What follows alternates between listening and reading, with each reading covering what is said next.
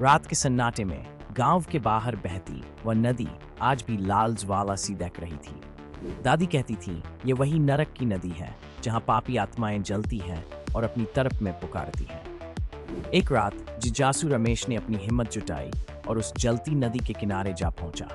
हवा में राख की गंध घुली थी और पानी में उबलती आग की लहरें जैसे जीवित हों। अचानक उसकी नजर एक धुंधले साये पर पड़ी। वह जलती हुई आत्मा थी जिसकी आंखों में अनंत पीड़ा और बदले की आग जल रही थी। साया धीरे धीरे रमेश के पास आया और फुसफुसाया, हमारे पापों ने हमें यहाँ बांध दिया, अब तेरा समय है। रमेश की चीख सन्नाटे में गूंज उठी, पर कोई सुनने वाला नहीं था। जलती आत्माएं एक एक कर उसके चारों ओर घिरने लगीं। उनके हाथों से लपटें उठ रही थीं, जो हवा में तैरती राख की तरह फैल रही थीं। रमेश भागना चाहता था, पर उसके पैर जमीन में धंस गए, जैसे कोई अदृश्य शक्ति उसे रोक रही हो।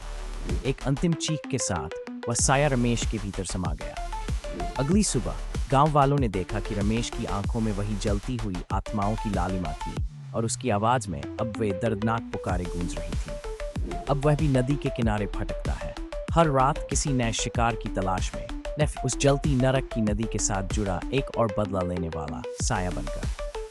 Like and subscribe to Flying in Paradise World for more interesting stories.